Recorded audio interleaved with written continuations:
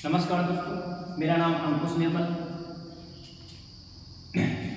आज की क्लास जो हमारी है गोदावरी नदी के बारे में है। ठीक, इसके पहले हमने गंगा, यमुना और कृष्णा नदियों के बारे में, प्रवाह मार्ग के बारे में हमने आपको बताया। ठीक है, आज गोदावरी नदी के प्रवाह मार्ग के बारे में हम बात करेंगे। ठीक, सबसे पहले गोदावरी नदी कहाँ बहती है? दक्षिण में बहती है। ठीक है, इसे दक्षिण गंगा या वृद्ध गंगा नाम से भी जानते हैं। गोदावरी नदी को दक्षिण गंगा और या वृद्ध गंगा या बूढ़ी गंगा के नाम से भी जानते हैं। ठीक, दूसरा पॉइंट हमारा क्या हो जाएगा? दूसरा पॉइंट हो जाएगा इसकी लंबाई 1465 किलोमीटर। इसकी लंबाई कितनी है? 1465 किलोमीटर है और ये 10% हिस्सा भौगोलिक रूप में प्रयोग मतलब कवर करती है। भौगोलिक क्षेत्र का 10% हिस्सा सिर्फ गोदावरी नदी ही प्रयोग करती यानी यूज करती है। ठीक है, आइए बात करेंगे इसके ओरिजिन के बारे में। ठीक है, सबसे पहले गोदावरी नदी का ओरिजिन यानी उद्गम कहां से होता है? ये नासिक एक स्थान है, नासिक जो महाराष्ट्र में पड़ता है। यानी कि गोदावरी नदी का उद्गम नासिक जो महाराष्ट्र में पड़ता है और एक स्थान है त्र्यंबकेश्वर। क्या है? त्र्यंबकेश्वर। कौन सा स्थान है? त्र्यंबकेश्वर। ये यहां से निकलती है, यानी इसका ओरिजिन क्या है? त्र्यंबकेश्वर, नासिक, महाराष्ट्र। ठीक है, ये नदी सबसे पहले वहां से जब निकलती है तो आगे आकर एक नदी इससे मिल जाती है, जिसे क्या बोलते हैं? दरना नदी। क्या बोलते हैं? दरना नदी। क्या बोलते हैं? फर्स्ट स्टेप में क्या है? हमारी दरना नदी। यानी कि सबसे पहले जो गोदावरी नदी की सहायक नदी है उसको किस नाम से जानते हैं? दरना नदी के नाम से जानते हैं। ठीक है, आगे आते हैं। एक दूसरी नदी है जो जिसे हम प्रवरा नदी कहते हैं, यानी प्रवरा नदी कहते हैं और जहां ये मिलती है उसको प्रवरा संगम कहते हैं। यानी कि ये बात भी, इससे दो नदियां मिलती है। संगम का मतलब दो या तीन नदियां आपस में मिलती तभी संगम बनता है। ठीक है, तो सबसे पहले क्या हो जाएगा?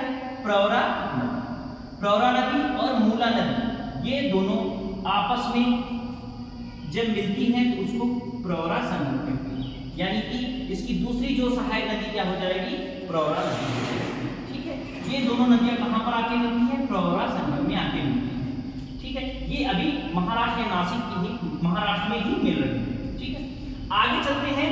एक नदी और आती है जिसे पूर्णा नदी कहते हैं। क्या कहते हैं? पूर्णा नदी। क्या कहते हैं? पूर्णा नदी।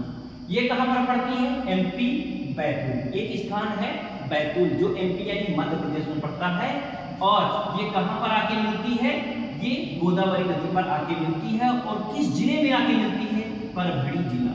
उनसे पूछ सकते हैं कौन सी नदी है जो परभणी जिले में आके मिलती है, वो कौन सी हो जाएगी? पूर्णा नदी हो जाएगी। ठीक है, इसके आगे हम बात करते हैं।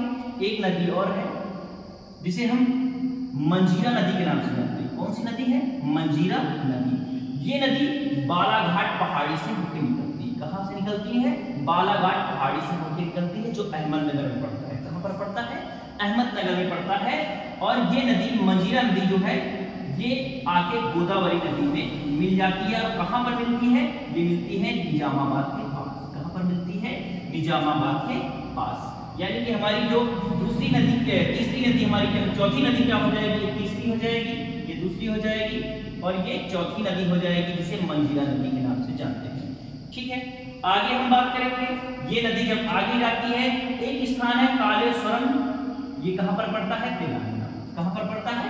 यानी कि हम महाराष्ट्र निकल चुके हैं, अब तेलंगाना में पहुंच चुके हैं। यानी कि कालेश्वरम तेलंगाना। हाँ, एक क्वेश्चन ये भी आता है, कालेश्वरम कहां पर पड़ता है? तेलंगाना में पड़ता है। ठीक है, इस पर एक नदी कौन सी है जिसे प्राणहिता नदी कहते हैं? कौन सी नदी कहते हैं? प्राणहिता नदी कहते हैं। प्राणहिता नदी कहते हैं। प्राणहिता नदी किन तीन नदियों से मिलकर बनी है? यानी अगर पैन गंगा और वर्धा नदी और वैन गंगा जब आपस में आकर कालेश्वरम तेलंगाना स्थान पर मिलती हैं तो इस स्थान पर एक प्राणहिता नदी, इसका दूसरा नाम पड़ जाता है प्राणहिता नदी। तो यानी प्राणहिता नदी को क्या कहां पर मिलती है? गोदावरी नदी के पास मिलती है, कालेश्वरम तेलंगाना में। ठीक है, पैन गंगा की हम बात कर लेते हैं। पैन गंगा जो है औरंगाबाद की पहाड़ी से निकलती है। ठीक है। वर्धा नदी एमपी से निकलती है और वैनगंगा कहाँ, एमपी महादेव पहाड़ी से निकलती है। यानी और भी हमारी जो सहायक नदियां हो जाएंगी, सहायक नदियां हमारी हो जाएंगी पैनगंगा, वर्धा, वैनगंगा और प्राणहिता नदी, ये सहायक हमारी नदियां हो जाएंगी। ठीक है, आगे चलते हैं हम। एक स्थान है भद्रकाली। कौन सा स्थान है, भद्रकाली, जो कहां पर पड़ता है, बीजापुर छत्तीसगढ़। कहां पर पड़ता है, बीजापुर छत्तीसगढ़ में पड़ता है। और यहाँ पर एक नदी आके मिलती है जिसे बोलते हैं इंद्रावती। क्या बोलते हैं, इंद्रावती नदी, जो कहां से होकर आती है, उड़ीसा कालाहांडी एक जगह स्थान का नाम है, वहां से होकर निकलती है और कहां पर आकर मिलती है, ये मिलती है भद्रकाली बीजापुर छत्तीसगढ़ नामक स्थान पर मिलती है और एक गोदावरी की सहायक नदी हो जाती है। ठीक है, आगे जब चलते हैं, जब छत्तीसगढ़ से क्रॉस हो जाते हैं हम, कहां से, छत्तीसगढ़ यानी क्रॉस कर जाते हैं, तो एक स्थान है कौनवरम। कौन सा है, कौनवरम, जो आंध्र प्रदेश में पड़ता है। कहां पड़ता है, आंध्र प्रदेश में पड़ता है। कहां पर पड़ता है, आंध्र प्रदेश में। एपी का मतलब आंध्र प्रदेश, यानी आंध्र प्रदेश में पड़ता है। यहाँ पर एक नदी आके मिलती है जिसे क्या कहते हैं, सबरी नदी। क्या बोलते हैं, सबरी नदी बोलते हैं। और ये उड़ीसा से होकर आती है और कौनवरम स्थान पर गोदावरी में मिल जाती है। यानी हमारी एक और दूसरी जो नदी हो जाएगी, सहायक नदी हो जाएगी सबरी नदी, जो उड़ीसा से होकर आती है। ठीक है, जब यही गोदावरी नदी आपस में जब दो भागों में बढ़ जाती है, कितने भागों में, दो भागों में बढ़ जाती है, क्योंकि यहाँ पर जो बहाव होता है वो बहुत कम होता है, इसकी वजह से ये दो भागों में बढ़ती है। ठीक है, पहली क्या हो जाएगी, गौतमी गोदावरी, दूसरी को कौन सी हो जाएगी, वशिष्ठ गोदावरी। कौन सी हो जाएगी, वशिष्ठ गोदावरी, गोदावरी और गौतमी गोदावरी। और ये दोनों नदी कहां पर गिरती हैं, बंगाल की खाड़ी में ही गिरती है, इसको गोदावरी नाम से ही जाना जाता है। ठीक है, ये इसको फिर से हम एक बार रिपीट किए देते, थोड़ा सा हम जल्दी रिपीट करेंगे इसको। ठीक है, सबसे पहले गोदावरी नदी जो है, इसको दक्षिण गंगा, वृद्धगंगा या बूढ़ी गंगा के नाम से जानते हैं। इसकी लंबाई 1465 किलोमीटर है। तीसरे पार्ट की बात की जाए, इसका 10% हिस्सा जो भौगोलिक क्षेत्र कवर करता है। ठीक है, इसके ओरिजिन की बात की जाए तो त्र्यंबकेश्वर नासिक में पड़ता है, जो महाराष्ट्र का एक स्थान है, यानी महाराष्ट्र राज्य है।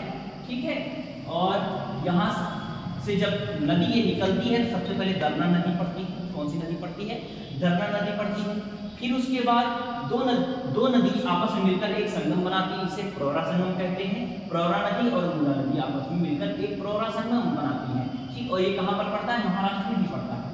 आगे जाते हैं, वहां पर परभणी एक जिला है। कौन सा जिला है, परभणी जिला। वहां पर एक पूर्णा नदी आकर मिलती है। परभणी जिले में कौन सी नदी आकर मिलती है, पूर्णा नदी एमपी बैतूल से होकर आती है। और एक नदी है, उसके बाद परभणी जिला के आगे एक स्थान पड़ता है निजामाबाद। निजामाबाद में एक नदी आती है मंजीरा नदी। मंजीरा नदी अहमदनगर से होकर बालाघाट पहाड़ी इसका ओरिजिन हो जाता है, यानी उद्गम हो जाता है। मंजीरा नदी कहां पर आके मिलती है, निजामाबाद के पास आके मिल जाती है। ठीक है, आगे चलते हैं, एक स्थान है कालेश्वरम तेलंगाना, जो तेलंगाना राज्य में पड़ता है। ठीक है, वहां पर एक नदी आती है, प्राणहिता नदी होती है। ये 3 नदियों का एक समूह होती है। ठीक है, पैनगंगा औरंगाबाद की पहाड़ी से निकलती है, वर्धा नदी एमपी से निकलती है, वैनगंगा एमपी महादेव पहाड़ी से निकलती है। और ये तीनों आके कहां पर मिलती है, प्राणहिता नदी पर।